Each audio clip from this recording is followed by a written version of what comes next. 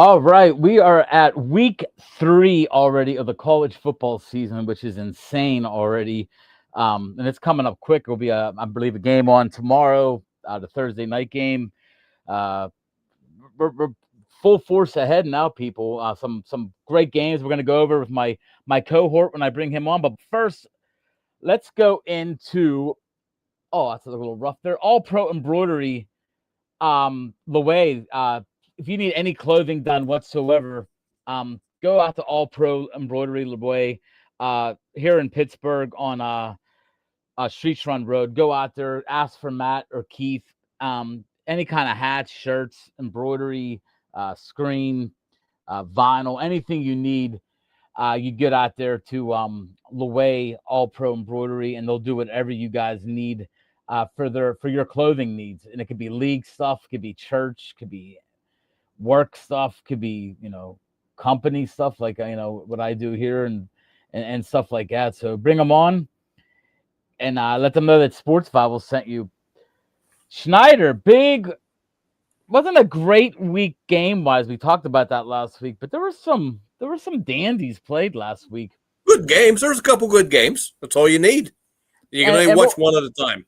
And that's true. And let's stick with the one that actually brings us our player of the week. The Baylor SMU game was ridiculous. It was unbelievable. They were down, went to overtime, and our impact player of the week, it's going to be Sawyer Robertson for the numbers that he put up. He brought them back against. I'm not going to say SMU has a great defense, but SMU has some starters they brought back on both sides of the ball. They're a ranked team. Robertson has 859 yards now in the season, but in this game, 34 of 50, 440, 4 touchdowns without an interception. Late game composure. He was on 14 points. He brought them back and won the game. So congratulations to Sawyer Robertson on being named our second week 2 Impact HVAC player of the week. Snyder, Baylor's like one of them teams. They're one of them teams we talked about earlier in the year. Big 12, man. They're gonna score a lot. They're gonna give up a lot. Classic Big 12 team. They're gonna put points on the board. Both their wide receivers had huge games too. Yes, they did. They put up numbers. Actually, I have it in my article. I was written. They 2 guys put up some big numbers. Josh Cameron had 9 catches for 151 and 2 touchdowns. And then Ashton Hawkins had 10 catches for 145. So they were actually 2 guys that I was talking about maybe bringing them on. The other guys of the week that we did mention for the award, Ty Simpson, he was perfect, 17 to 17, 226, 3 touchdowns, and he added a rushing touchdown. If he wasn't playing Louisiana Monroe, he was going to get the award. Cupcake U? Yep. Ahmad Hardy from Missouri had 112 and a touchdown on 26 carries against Kansas. And then we stuck with Missouri with that. Bo Prabilla, man. I know he's an excellent game. 30 of 39, 334, 3 touchdowns, no interceptions. And I added Arch Manning in there just to give the Manning something to, he did throw an interception against San Jose State, but he threw 4 touchdowns in like 5 minutes or something ridiculous. But once again, that was Cupcake U. So Schneider, the other big game I guess of the week was Iowa State beating Iowa 16-13. That was a well played, and you said it going in. It's gonna be a low scoring, grinded out kind of game, and it turned out to be that. Iowa can't throw the ball. Their quarterback play is very bad. But that's classic Iowa. They run the ball well. They play great D, and they keep you in a tuggle, man. They just play you hard. That's why you gotta love Ferenz. He doesn't win with a lot of talent, but he wins. No, somehow he does year after year. I got to catch a little bit of that game. I was at the Pitt Central Michigan game. That wasn't the game that everybody was wanted to really watch, and that was the I got to watch it though at night. Was the Oklahoma Michigan game. Oklahoma, man, you a believer in Materia yet? I'm not going to say a complete believer, but damn, the kid looked good. Yeah, he did. He and the way they talk about that was the difference in the game. It was him, but between him and the Michigan quarterback, Mateer was heads above him and what they Yeah, could do. yeah. Bryce Underwood's not. I mean, he's still He's young. not He's there got yet. nah. He He's has not there talent. yet. You can see it. He's He can got heave a talent. ball. He can move, but Mateer made better decisions throughout that game.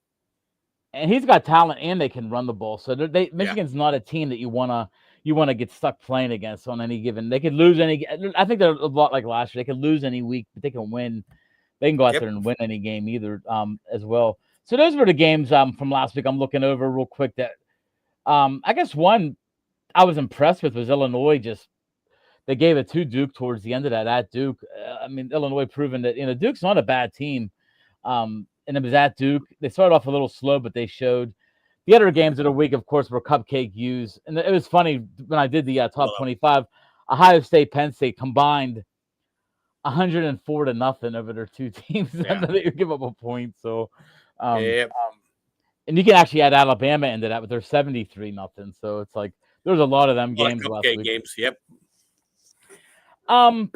As we go into this, looking at our top 25, what now was as went on in our top 25 is a couple of new teams jumped into our 25, and we're gonna get into that. We'll be a good segue to our games coming up. South Florida jumps into number 23 in our top 25 after their 18-16 win at number 12 Florida. Florida's out of our top 25, so they basically went from 12 to gone. I mean, they losing that game. They play at number 7 Miami, and that's going to be a good one. And we talked about this a little bit off. What do you want to see from South Florida? Can they hang? Yeah, I don't know if Florida was any good. I have a pretty good idea that Miami is good. How good? That's yet to be seen. But they're at least good. Yeah, if they can hang with them, then South Florida's for real. But if they go in there to Miami and get blown out like 35-10, then you got the story. That's all you need to know. And you're right, I was impressed with Miami in week 1. I thought that they look fast on defense. That Ruben Bain has been talked about, and he played as well as I thought he could. I think that's gonna be a fun game to watch. I'm off this week.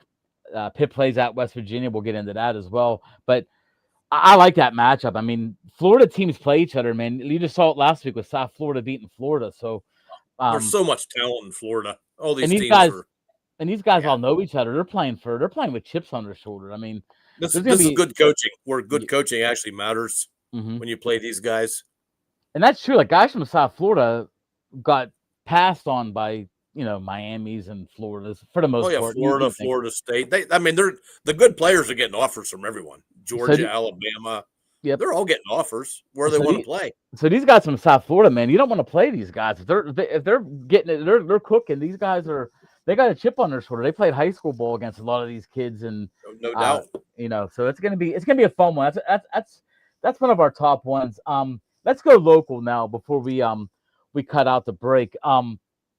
Pitt at West Virginia. West Virginia, I think it's a down year for them. I mean, I think this is definitely a year that I don't think they're going to put much pressure on the Big 12 teams this year. But we always talk about this. It's a rivalry game. Pitt looked pretty good in their first 2 games. Anything can happen in Morgantown. I mean, you're going to see if Pitt's for real. I mean, Pitt's offense looks pretty good. I mean, Holstein has 8 touchdowns in 2 weeks. I'm not saying he's a Heisman candidate by no means. He's played, Duquesne and Central Michigan, but I'm interested to see what he could do against more Division I type talent.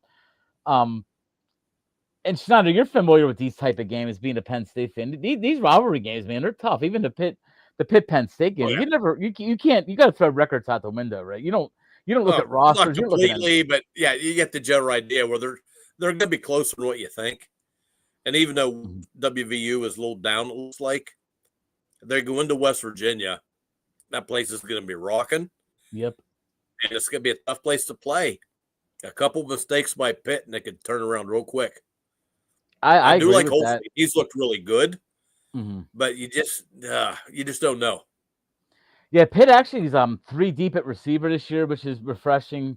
It's not just Kenny Johnson this year. They got 3 receivers, Poppy Williams, and the kid from Louisville that came over as well. They got 3 kids that look like they know what they're doing. Plus, you got the I mean, you can't say enough about Des Reed. That kid's just he's electric. The guy can move. I mean, our kick return and punt return team. It's like I haven't seen a Pittsburgh team with this much excitement. I mean, Penn State's probably the last team that had this with Dawson and the other kid they had, a Hamler, that could return any kick for a touchdown. Yeah. And Pitt sort of has that right now, man. They have that between Reed and Kenny Johnson. They're special teams. I think special teams might win this game for Pitt if it gets close. But that's WVU and Pitt. That's an unranked game. But I think it's definitely one of the better games of next week. It's big here because it's an area rivalry, so everyone's interested in this area. Definitely a 3:30 start, which it is. Pitt don't seem to get them at home. I'm going to be at the soccer game at 7, so I'm going to be there.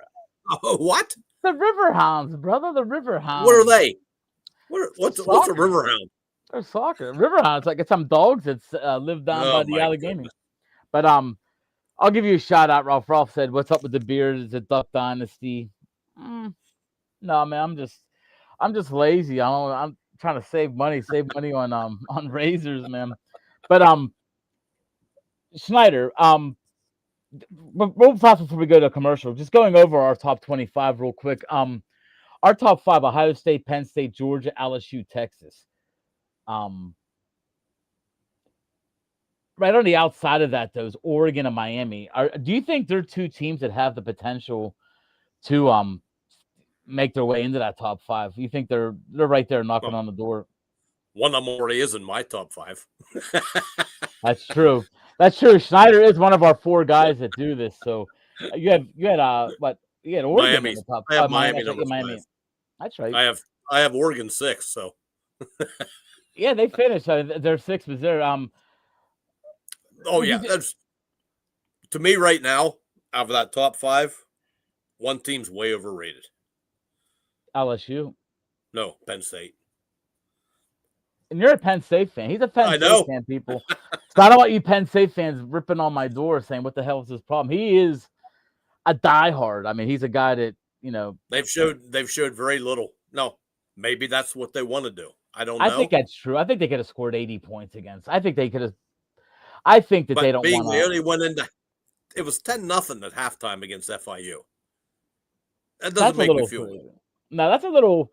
That's a little worrisome because if they return a kick or return an interception, something fluky happens, then you're like, "Oh, game all of a sudden."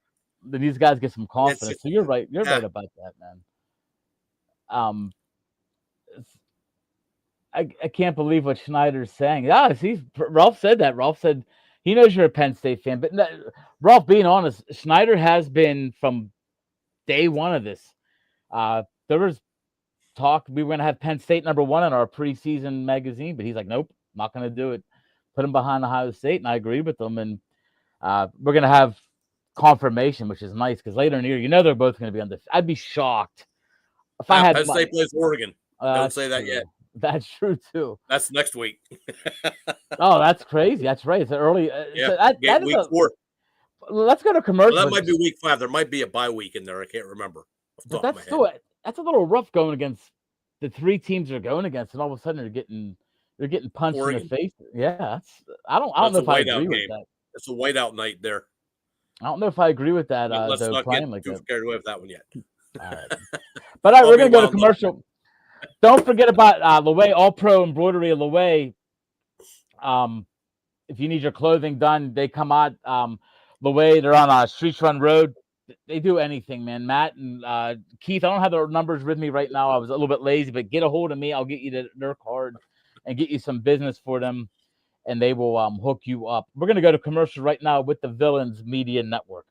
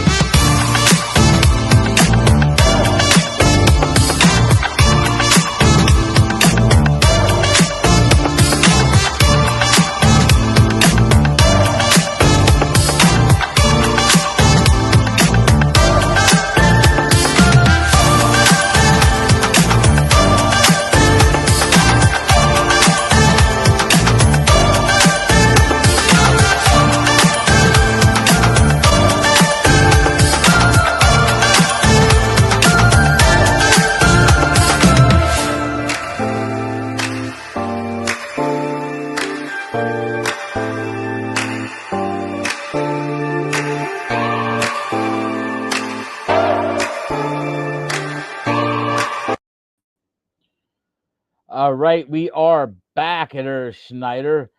Um, I got to get rid of the video. There we go. Schneider. So we went through pretty much two games right now: the South Florida Miami game, and then Pitt West Virginia, which two good games, man. I think there'll be two enjoyable games to watch. I wouldn't be shocked if both of them end up being a blowout, but I think they're both going to be. I think they're going to be close. I really do. I think we already talked about the South Florida what they're playing for, and then Miami, of course, trying to prove that they're back after beating the Christians or the Catholics. They beat the Catholics, as they say. Catholic. The Come on. convicts. The Catholic versus convicts. convicts. That's right, and the convicts came out on top. So going down the list, and I know this is the big one. I know if TJ Chapman, you're out there listening right now, this is the big one, man. Number 3, Georgia is traveling to number 17, Tennessee. Can you see Tennessee? They're getting some good play out of Aguilar. They got 3 good running backs in their backfield. Georgia's still got a young quarterback. He hasn't really been, he's played Marshall and Austin P. And they only beat Austin P 28-6. I mean, it wasn't like they did anything. So could this be a shocker? Could this be a top 5 team getting knocked out? This early in the season, when you have 2 good teams playing, you don't know who really is good yet. You really don't. Mm-hmm. Unless they played someone already, like Ohio State, Texas. You have a good idea what they are. Mm-hmm. These 2 teams, neither of them really played anything too much yet. So this could go, you really don't know. Being it's at Tennessee, I think gives Tennessee a little bit of an edge in this game. Georgia's not as dominant as they were. I actually may agree with you on this. I think Tennessee has more talent than people give them credit for. First off, I think they always have speed. Yeah, they got 3. I just read TJ Chapman. I'm giving you a shout out. He just wrote an article today for Mike Farrell Sports about their running backs. 3 good backs behind Aguilar, and Aguilar has shown that he can throw a ball so far. You got Gunnar Stockton, a young kid. I think the kid looks phenomenal, but we know what that's like going. I've never been to Rocky Top, but I heard it's crazy. It's crazy. Just like going like this is gonna be just like it's gonna be for Dante Moore next week or 2 weeks from now when he goes to Penn State. It's a whole different atmosphere, man. Like it is. It's gotta be rough, man. But I like this game. I'm gonna take Georgia in a close one if I had to make a pick. And if I had to make a pick of the other 2, I'm gonna say Miami is gonna hold on beat South Florida by about 5 or 7. And I think that Pitt outlasts West Virginia. I talked about that with the special teams. I think Pitt will find a spark play in that game, especially with Reed. But I do like this matchup. I'm not sure the time on this game. I didn't really see that. I think it may be the night game. Might be the I did see, and I can't remember what it was. Might be the prime timer. Hopefully, it is a prime timer at night. But another game, and this is another ACC game, which we're starting to see a little trend with ACC. I think a lot of their matchups are early in the year this year, and this one really intrigues me. And nobody wants to play Georgia Tech, especially early in the year, because they have this their offense and Haynes King. They could spread you out. They could do some things. They're playing Clemson at home, so at Georgia Tech. Clemson's coming off a rough one, man. I got the text from you halfway through that game, like, let's go, Troy. I mean, Troy was in it, man. They were beating them. They hung it till the end. They lost 27-16. Clemson took a hit in our pool. Clemson dropped to 11 in our pool. We had Illinois and South Carolina jump them, and Notre Dame. So this is a big game for Clemson. It's not going to be an easy one, man. What do you think about this? That Haynes King, you don't mess with this offense. And Clemson, they need a W. They need a convincing one. Yes, they do. And Georgia Tech's going to give them a fight. They may win. I don't think they win big. I think it's another close game. And I would not be surprised if Georgia Tech beats them. I'm still not convinced Clemson is as good as everyone thought they were. I somewhat agree. I think what I really like about this matchup is I want to see if Clemson's defense is for real because they're gonna be tested. Because I mean, like I said, this offense is not a typical offense you run into. And you just line up and play. They're gonna their defensive lines are gonna have to show some skill level. They're gonna have to, some athleticism because this Haynes King, man. I watched some film on him over the last couple of weeks. He can throw the ball. He's NFL size too. So I mean, I don't know if this kid has it's a big quarterback class coming out. I don't know if he'll be a kid that maybe goes in next year, but I like his game. I'm gonna take Clemson in a close one. I don't think they put it this way, Snyder. I think we come back the next week and say the same thing. Like I don't know if Clemson who they really are yet. I think they might win this one like a 20-17 kind of game. But I I agree with you. I don't think Clemson's a top 5 team. I think they prove it in our pool. I think they're a team that they got to find some identity. They're good, but they're not that good. I agree. And Georgia Tennessee is 3:30. Oh, so that's the same time as the Pitt West Virginia game. Looking around some of the other teams in ours, real quick just to run through some of them. LSU plays Florida. That could be a good one. Could be, but after Florida just got beat by South Florida, you're not. Yeah. But our last big one that we wanted to talk about is number 21. They made our top 25 this week. Number 21, Texas A&M, coming off a 44-22 win against Utah State. They travel to Notre Dame, who's 0-1, of course. At Notre Dame, nice. It's at Notre Dame, and they had a week off after going 0-1. So, this could be a man. I hate to say, it could be a trap game, and I'm not saying trap because they're overlooking Texas A&M. Just a trap game that you've only played one game. You have a week off.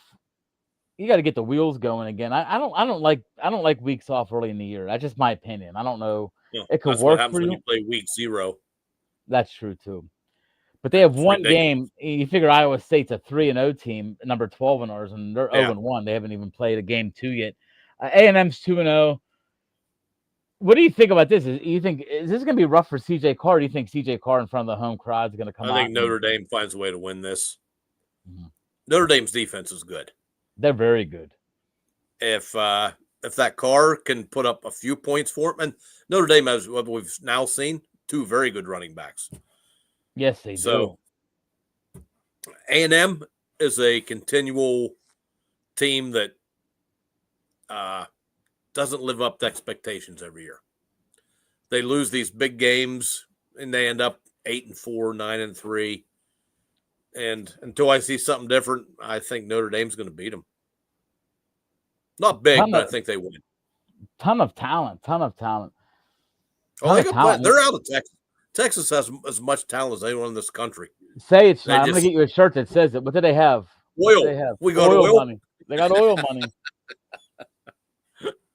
My buddy Mark from work, hey, he says Ricardo likes your beard. Thank you, Ricardo. Ricardo, we're all going out Friday after work to drink, so that should be a fun. That could be a happy hour from hell with us 3 guys. But getting back to this, I do think Notre Dame will hold on, and when I think it's gonna be another close one. Though I don't think.